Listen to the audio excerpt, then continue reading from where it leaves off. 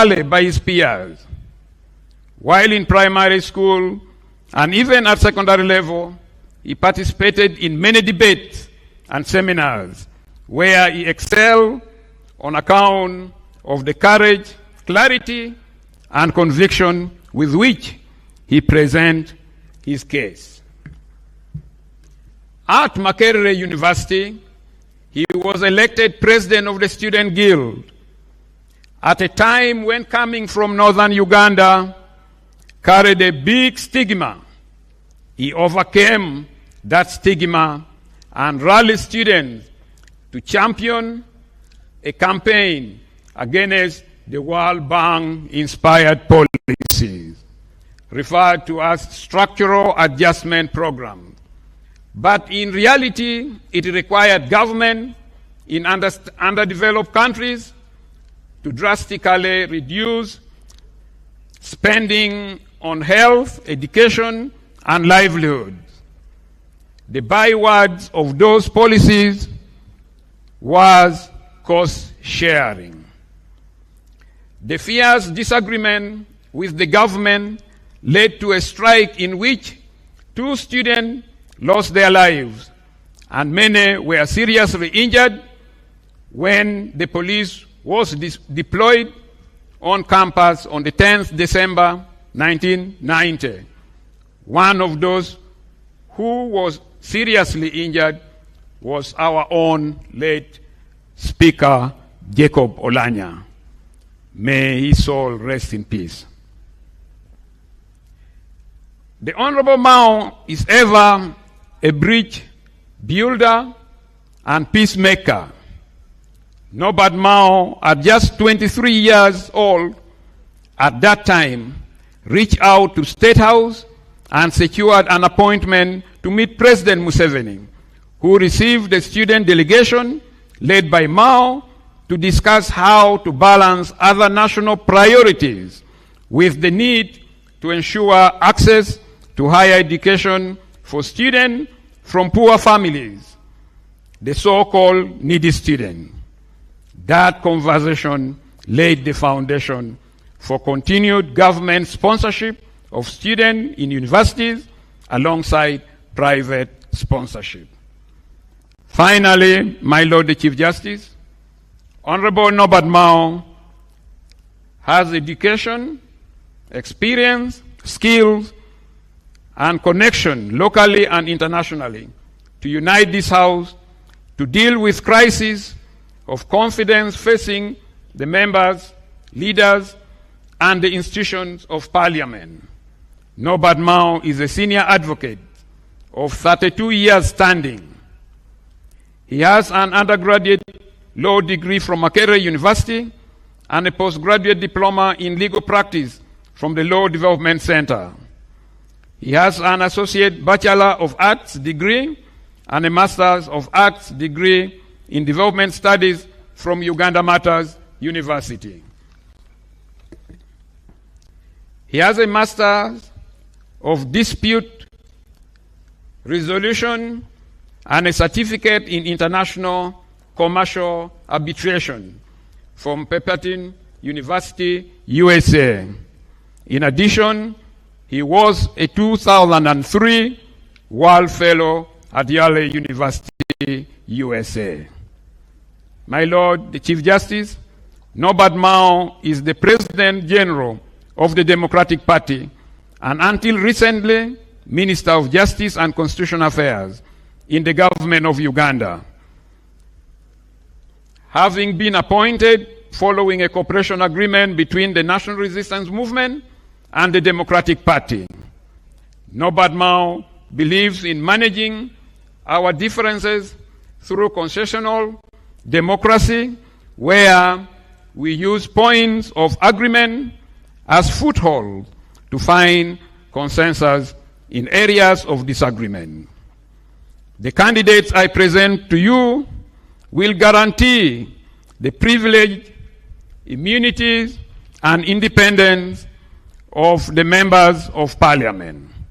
There is no better prerequisite for guaranteeing the freedom of debate than representation and oversight demands, You should be winding up.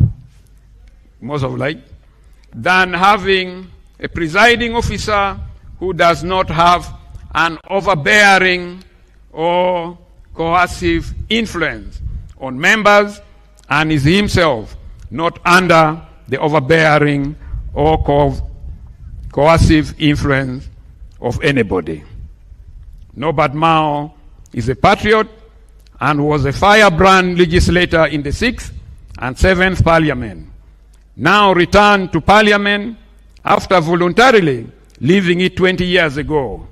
He left Parliament and went to serve with the district as the district chair of Gulu District Local Government. That is why he is commonly referred to as Mr. Chairman. He worked alongside others to support the peace process that silenced the guns in the north, in northern Uganda, and laid the foundation for post-conflict reconstruction. God has preserved him through many life-threatening situations in order to serve the country he loves for such a time as this. As Minister of Justice and Constitutional Affairs, he has been a champion of alternative dispute resolution, the protection of the intellectual property of the creative and promoter of access to justice in collaboration with the judiciary. As the political head of the Ministry of Justice, he supported the completion of the new building housing many of the justice, law and order institutions, saving governments over 30 billion shillings annually in rent. Surely he will quickly ensure the completion of the new parliamentary chambers so that we don't have to come to Kololo every time we have a grand sitting of Parliament.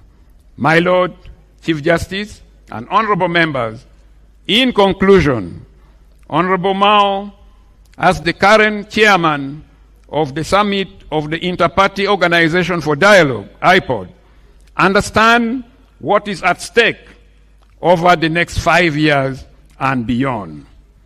But at a deeper level, honorable members, Norbert Mao as a candidate for Speaker is not the issue. The issue is what is at stake as we elect the Speaker. And what is at stake is bigger than any candidate. The NRM has lived with Norbert Mao as Minister for Justice and Constitutional Affairs for 4 years. Surely, colleagues, NRM can live with Norbert Mao for 5 years as the Speaker.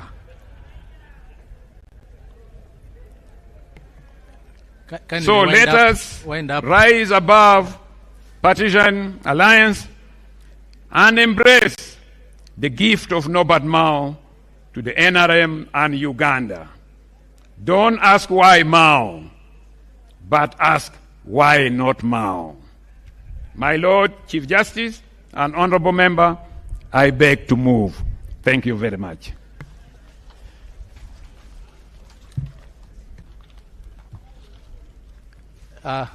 Let me have the seconder.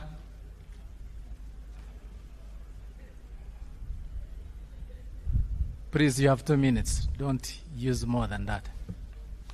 Much obliged.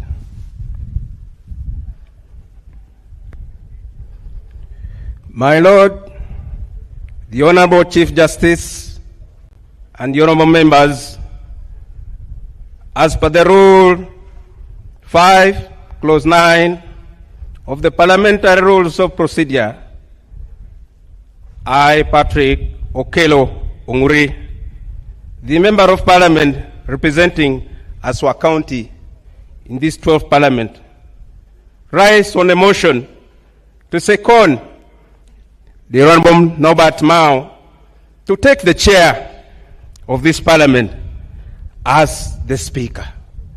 I beg to move. Thank you. The candidate, step forward. to state your consent.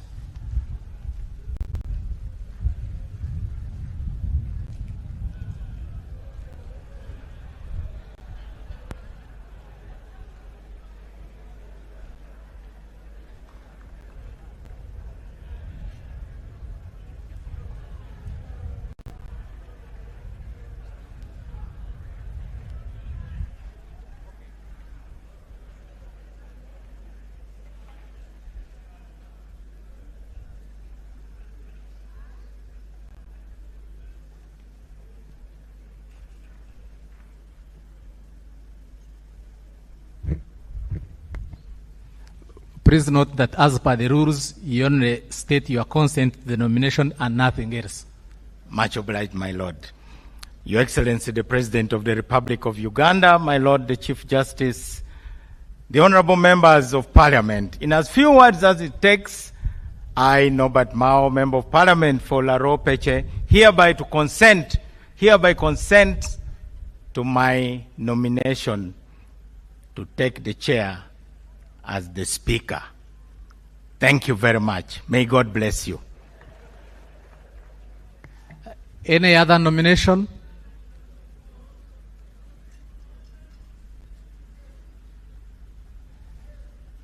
To move on a matter of procedure under Rule 17, Sub-Rule 1. My Lord, Office of the Speaker carries immense responsibilities, and the 11th Parliament has been alleged to have been the epicenter of corruption. Therefore, I move under Rule 17, Sub-Rule 1, causing for the suspension of Rule 5, Sub-Rule 3, and Rule 10, Sub-Rule 10, and to allow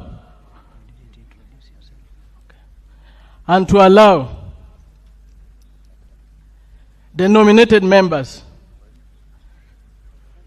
to present their credentials such that we are able to assess whether they meet the requisite governance qualities that can restore public trust in the institution of Parliament and to protect the gains so far achieved. My Lord, it is of imperative necessity that you allow this proposal and you suspend Rule 5, Sub-Rule 3, and Sub-Rule 10 and grant the nominated candidates 15 minutes to address the House such that we are able to make informed decision. My Lord, the right to be heard before a decision is made is constitutional. Even in the Bible, when Adam and Eve sinned in the Garden of Eden, God first called them to defend themselves before he passed judgment onto them. So today, we are going to make decision to elect Speaker of Parliament. It would be good for us to hear from them and we make an informed decision.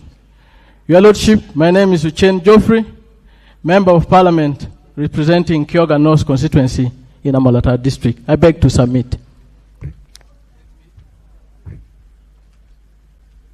Let me first of all begin by overruling you. Sub-Rule 3 you talk about actually prohibits campaigning by the members nominated. Secondly, Rule 10 only talks about consent. So can we then proceed? In view of the fact that more than one members have been nominated, I now announce the ballot will now be taken. My Lord, I mentioned Rule 5, Sub-Rule 3, and Rule 5, Sub-Rule 10. I've already made the ruling. I will not go back to it. No more procedure. Can we please close the nominations and proceed to take the ballot?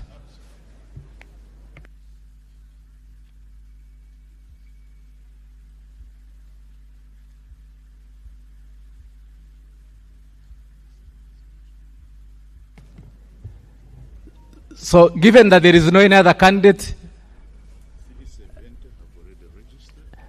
I have 370 members present who are eligible to participate in the election. And in view of the fact that there is no more candidate, I close the nomination and I proceed to announce a ballot be taken in accordance with Rule 5, Sub-Rule 13. This election will be conducted beyond reproach. Therefore, for the sake of clarity and transparency, I wish to point out the following. Number one, everything will be done in the open, strictly in accordance with the rules. Two, the clerk will ascertain the number of honorable members present, and he has already done so. He tells me we have 370 members present. Each nominated candidate for the position of Speaker will designate an agent to come forward and witness the process of opening the ballot box to verify that the ballot box is empty. Ballot papers equivalent to the members present will be counted in the presence of the agent and put aside. When you, as the honorable member, arrives, you will be given one ballot paper in the presence of the designated agent. You will then go to the designated place to vote for your candidate. Suffice to mention is that the ballot papers are blank because nominations are conducted from here. However, I'm confident that each one of you knows how to read and write. You write the name of the honorable member you are voting for Speaker in the blank space provided on the ballot paper. Therefore, thereafter followed the marked ballot paper and inserted into the ballot box in full view of everyone. Voting will be by secret ballot and there is no voting by proxy. So can I have the agents forward?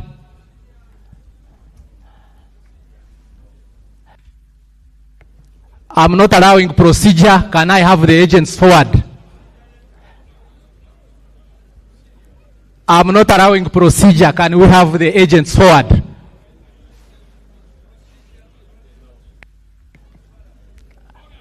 I'm not allowing procedure. Can we have the agents forward? Agents of the candidates.